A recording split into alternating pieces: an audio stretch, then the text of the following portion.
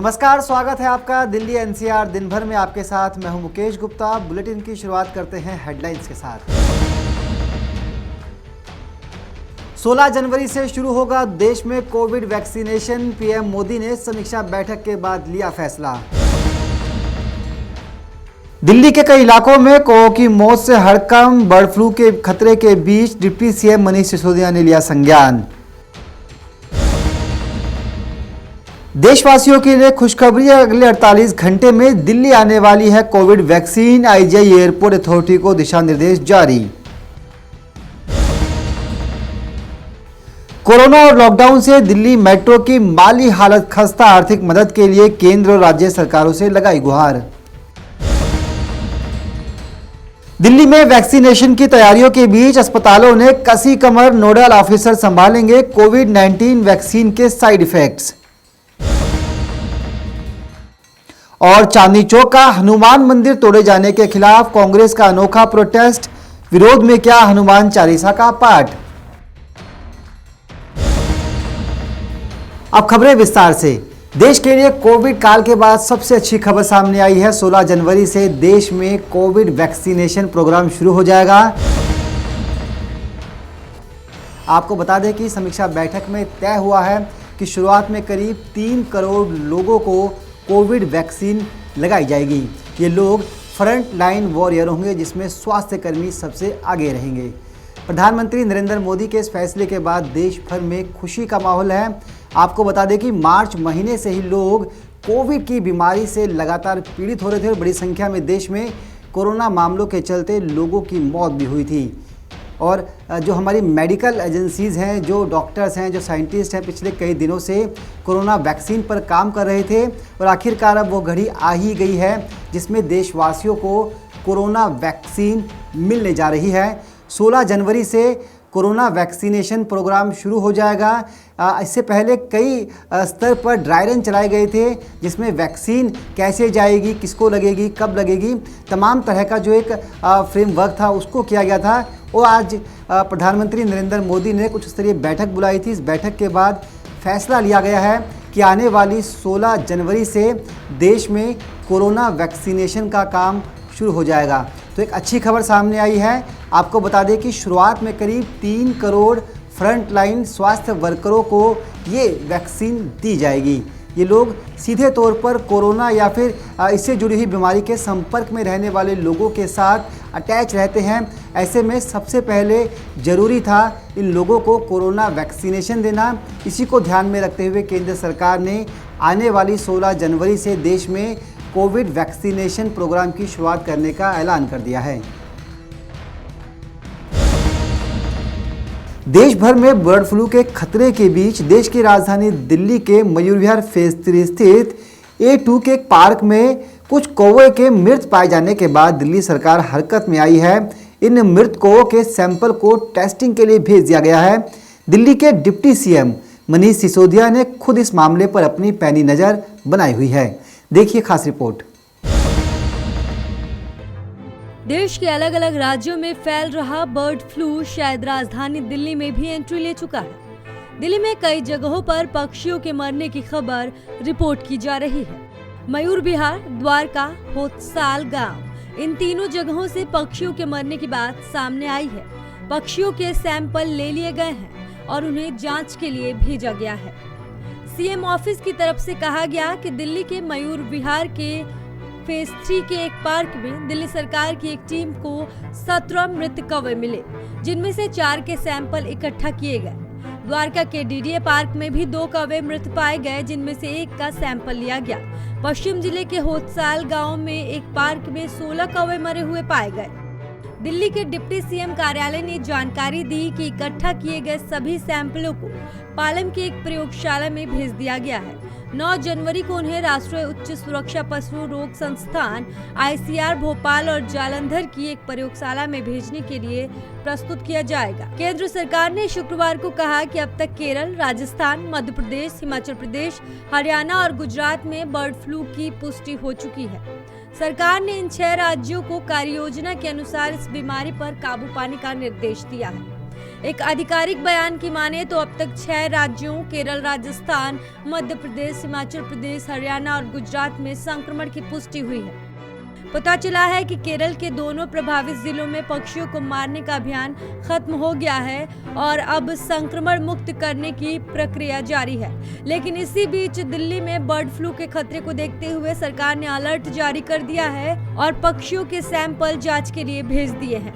Punjab Kesari group, नई दिल्ली। भारत में AstraZeneca और ऑक्सफोर्ड यूनिवर्सिटी की कोरोना वैक्सीन कोविशील्ड को इमरजेंसी इस्तेमाल की मंजूरी मिल गई है। संभावना जताई जा रही है कि वैक्सीन जल्द ही दिल्ली पहुंच जाएगी। देखिए खास रिपोर्ट।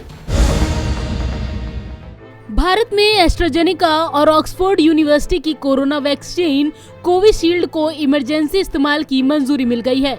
वहीं जल्द ही इसके दिल्ली आने की संभावना है। बताया जा रहा है कि कोविशील्ड वैक्सीन की पहली खेप अगले 48 घंटे में पुणे से दिल्ली हवाई अड्डे लाई जा सकती है।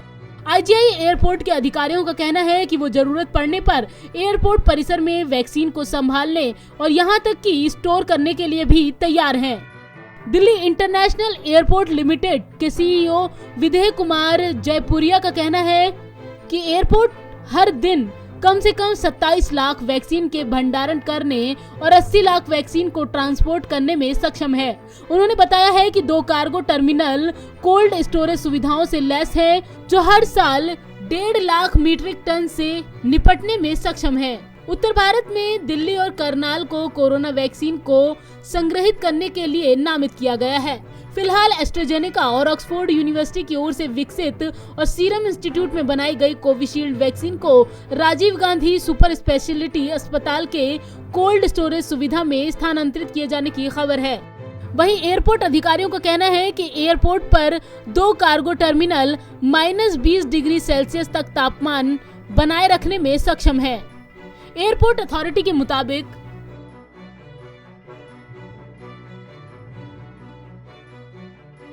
एयरपोर्ट परिसर में दी जाने वाली सुविधाओं के अंतर्गत यहां अत्याधुनिक तापमान नियंत्रित जोन बनाए गए हैं, जिसमें 25 से -20 डिग्री सेल्सियस तक के अलग अलग कूल चैम्बर शामिल हैं। वहीं दोनों टर्मिनलों के तापमान नियंत्रित कंटेनरों को संभालने के लिए पर्याप्त चार्जिंग पॉइंट भी दिए गए हैं। एयरपोर्ट अथॉरिटी की माने तो राजधानी में वैक्सीन आने वाले 48 घंटों में कभी भी पहुंच सकती है। हालांकि इसकी शिपमेंट के सही वक्त को लेकर अभी कोई जानकारी एयरपोर्ट के पास नहीं है, लेकिन दिल्ली एयरपोर्ट की तैयारियां और दिल्ली में तेजी से पूरे हुए कोरोना वैक्सीन के ड्राई रन से साफ है कि 2 से 3 दिन में दिल्ली में वैक्सीनेशन का काम शुरू हो सकता है। पंजाब केसरी ग्रुप के लिए संगीता सिंह की रिपोर्ट, दिल्ली।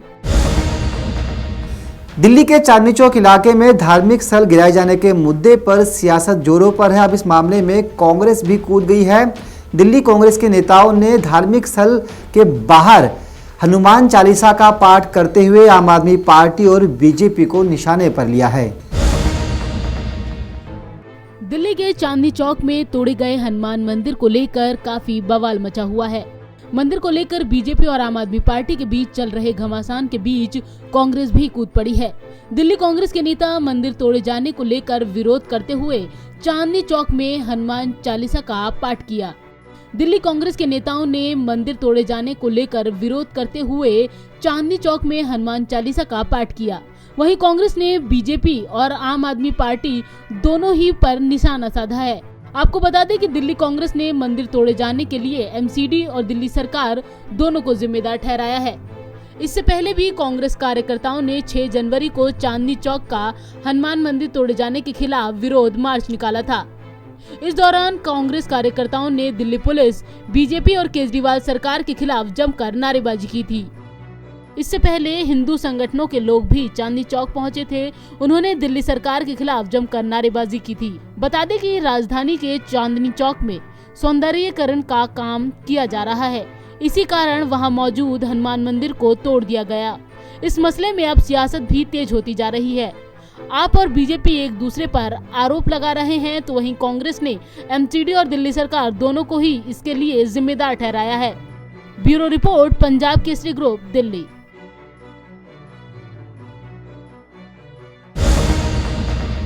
देश की राजधानी दिल्ली की लाइफलाइन कही जाने वाली दिल्ली मेट्रो रेल कॉरपोरेशन की हालत इन दिनों बेहद खस्ता है। दिल्ली मेट्रो रेल कॉरपोरेशन ने केंद्र सरकार और कुछ राज्य सरकारों को पत्र लिखकर आर्थिक मदद की गुहार लगाई है। आपको बता दें कि डीएमआरसी ने दिल्ली, हरियाणा और उत्तर प्रदेश को भी पत्र भेजा है। इस पत्र में राज्य सरकारों से मदद की अपील की गई है।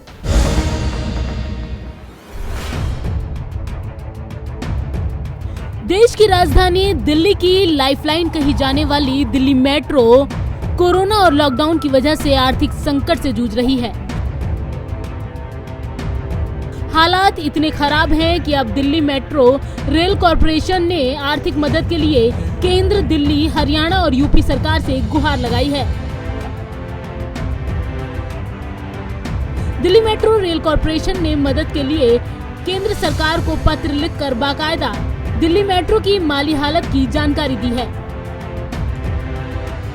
पत्र में डीएमआरसी ने कहा है कि दिल्ली मेट्रो के संचालन के लिए मदद की जरूरत है। डीएमआरसी के सामने गहरा संकट पैदा हो गया है। ऐसा संकट पहले कभी नहीं सामने आया।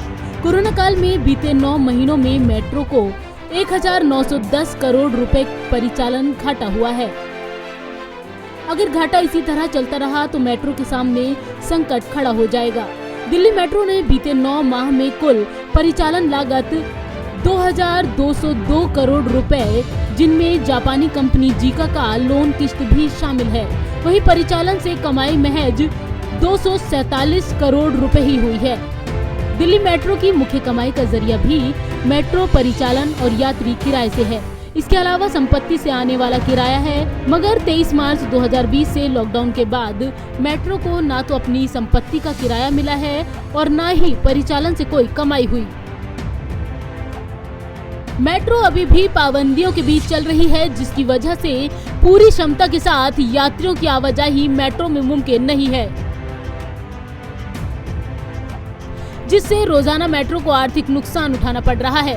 बीते 9 महीने में परिचालन लागत और कमाई के बीच अंतर को भरने के लिए मेट्रो ने 1910 करोड़ रुपए कंसल्टेंसी शुल्क का प्रयोग किया है। ये पैसे डीएमआरसी दूसरी योजनाओं में सलाहकार के तौर पर कमाए हैं।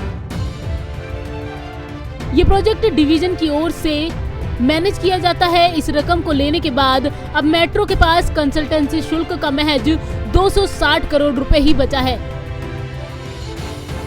दिल्ली मेट्रो में केंद्र सरकार और दिल्ली सरकार 50-50% के पार्टनर हैं। मेट्रो फेज 1 और 2 में अगर परिचालन घाटा होता है तो उसकी भरपाई 50-50% दिल्ली सरकार और केंद्र सरकार करेंगे। मगर मेट्रो फेज 3 में अगर कोई घाटा होता है तो उसकी पूरी भरपाई दिल्ली सरकार को करनी होगी,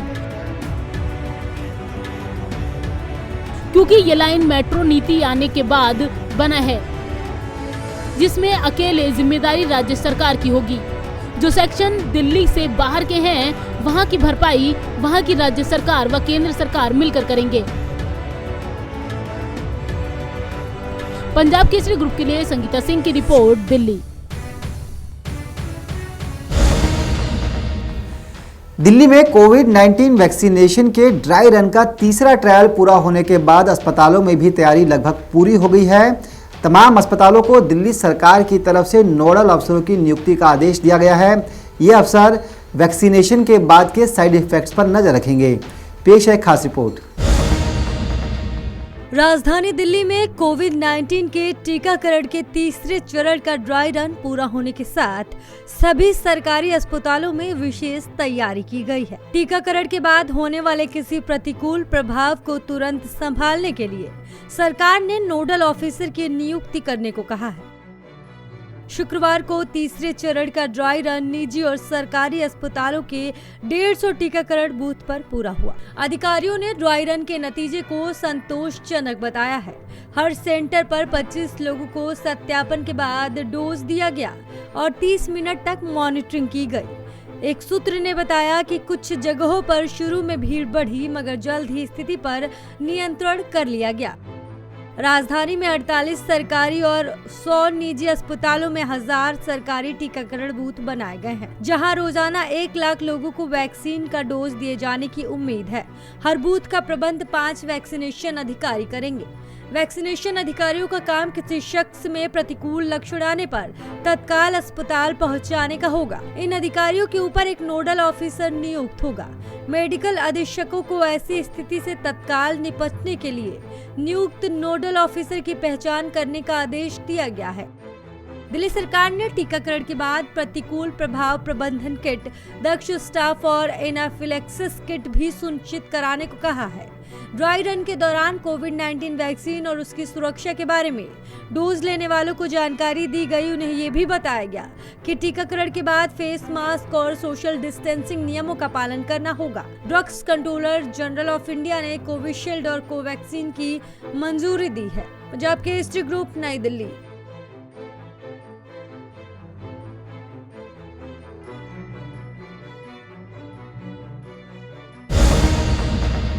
दिल्ली एनसीआर की तमाम खबरों से जुड़े इस बुलेटिन में फिलहाल के लिए इतना ही। मुझे दीजिए इजाजत। नमस्कार।